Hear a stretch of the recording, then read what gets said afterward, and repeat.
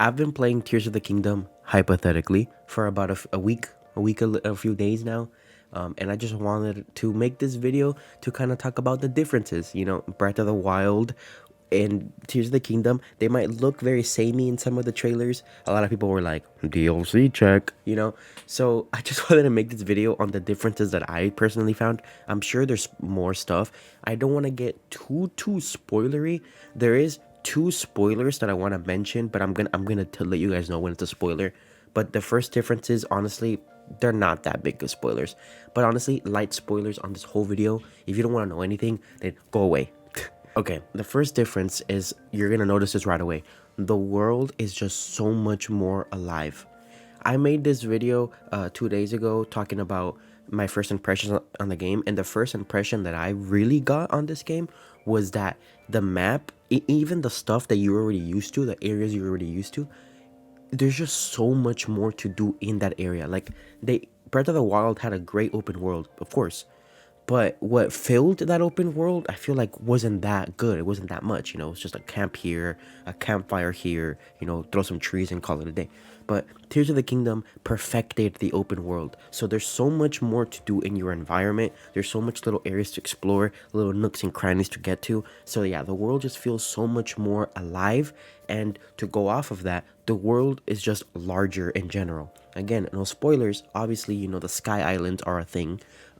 The open world is a thing. There's a lot of different areas. Like, if you take a look at, if you Google Tears of the Kingdom map and you see like a map or Breath of the Wild map, that's not going to be everywhere you can go. Like, I'll leave it at that. But there's a lot of places that aren't in the main map that you're going to be very surprised to be here. Like, oh, wait, what? This opens up, just the scale of the game is like 3-4 times larger than Breath of the Wild, which is insane to think about. Another difference that I found is, I mean, okay, it is a difference. The weapon durability kind of got fixed.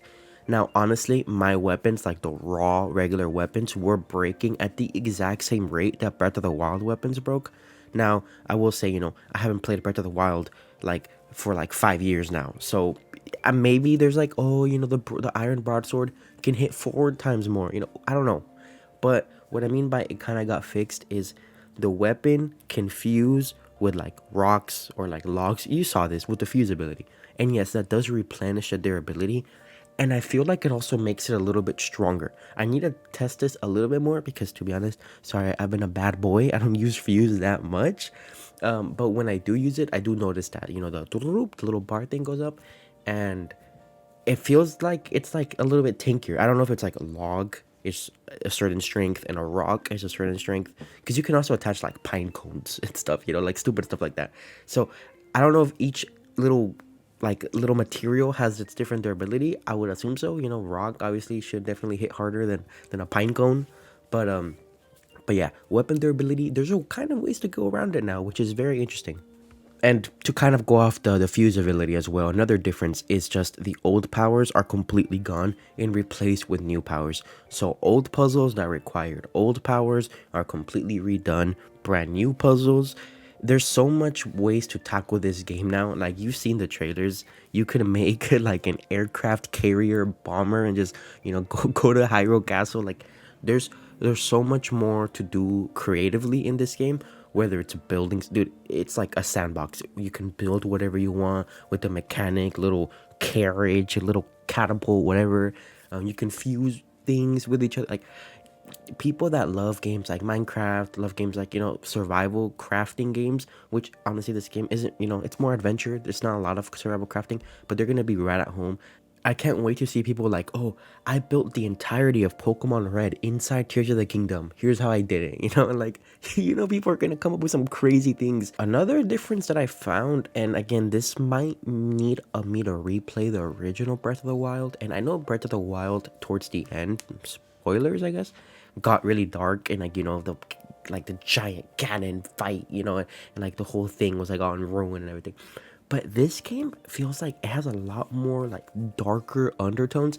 Now, don't get me wrong. The bulk of the gameplay where Link is, oh, la la la la la, I'm running around with Epona, killing goblins, like, that's still like colorful and lively until you get to other areas. But like the story, again, no spoilers, but the story hits you like darker, like it feels more sad. Like, you know that meme where it's like, oh, Link spends 3,000 hours collecting the Korok seeds while, you know, Zelda's like, Link, save us.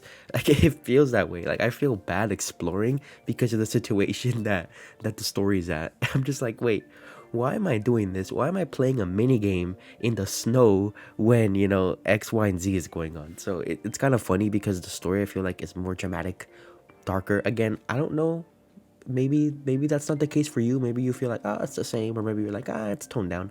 But obviously it's not super crazy. It's a Nintendo game, you know. I'm not like saying like this is some Game of Thrones crazy like beheading, but it's still dark.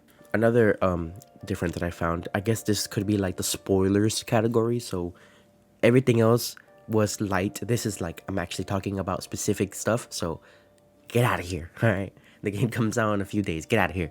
Unless you want to see, then stick around. So the first spoilery difference that I found is that Link can go up to 40 hearts. So in Breath of the Wild, it was just 30, but it is confirmed that Link can go up to 40 hearts, and also his stamina, I believe, gets one more wheel.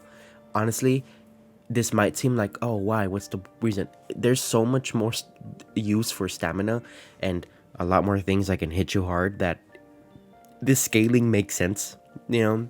So I'm glad that they did it. But I'm pretty sure 40 is like the new max. So it's just 10 more hearts. It's not the great, like, oh, 600. And then the next spoiler difference is, if you've seen, I mean, if you've been around, you probably already know. Dungeons have been completely confirmed, you know, Ocarina of Time style, themed, wind, fire, ice, whatever, dungeons. So that's a major difference, of course. You know, no longer is a mechanical boss's sorry excuse for a dungeon there. Like, these are legit dungeons that are meant to be played like in a specific order too, which honestly to me makes it really cool. And going off that, the bosses inside those dungeons are actual flesh and blood bosses. They're not like you're just fighting like mechanic stuff, which honestly I don't mind, like the guardians, but you know, you're not fighting like, oh, iPhone 35, you know, in the ice dungeon. Like, there's cool bosses, and they have cool mechanics. I haven't done all of them, of course. I'm not super like crazy cracked, like, oh, I beat the game in 30 seconds. But the ones that I've done, I'm like, oh, refreshing. I'm not fighting like a laptop, you know. I'm actually fighting like a monster, a being. All right, so that's it for the differences that at least I found. Again, there's probably way more, but those are the stuff that I wanted to highlight. And now I'm gonna talk about the similarities, stuff that I'm like, oh yeah, this feels right at home. One is a lot of the overworld enemies. Now, don't get me wrong, you will see some new stuff, but I feel like a lot of them are just copy and pasted, which honestly, it's fine. It's the same world. I get it. But you're gonna feel like you're fighting the same stuff that you fought 7 years ago. And to go off of that, the weapons as well. There's a lot of the same weapons, you know, sticks, clubs, stuff like that you're used to. Again, there's still some new stuff that you're gonna find, even relatively easy. But a lot of the old weapons are just, you know, the Link's armory didn't really change that much. Some of the areas feel the same, but a little bit differently. And I mean some, like not the entire map. I'm talking about very specific areas that were purposefully put same. You will notice you're like running around, you're like, damn, I remember this 7 years ago. My life was so much better, and I was running around here in this horse. I had very less problems, very less stress. What happened? You know, like you're gonna feel like, oh, you're gonna feel warped back to Breath of the Wild, and you're like, wait, what am I playing the right game? And then you look in the corner, you see the fuse hand, you're like, oh no, I'm good. So yeah, there's a lot of areas. Okay, I'm not gonna say a lot. There's some areas that are, you know, honestly just carried over. Like they pretty much were untouched, except for like, oh, the Korok seed is now in that corner, which going into the next samey, Korok seeds are back, okay? But they're not all in the same area. I think most of them are in different areas, which honestly, oh my god, I can't.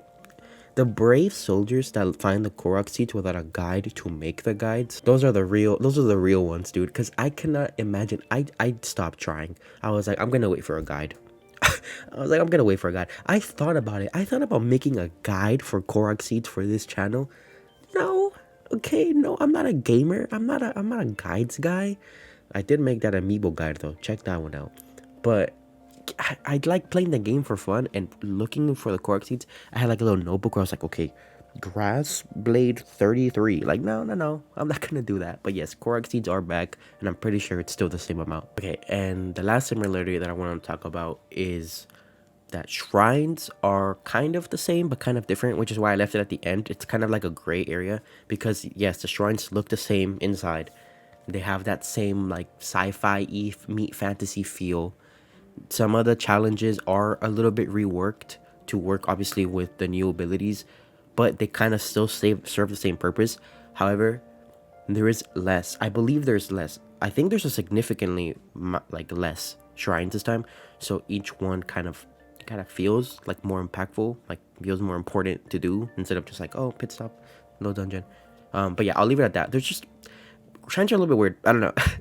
But yeah, that's it. So all right, we've arrived at the end of the video. These are just the differences and similarities that I was able to find. Thank you for watching. I'm sure there's more, like I said, but yeah, I'm gonna get out of here. Hope you guys have fun with the game when it comes out in a few days, because I'm gonna get back into it right now. Bye.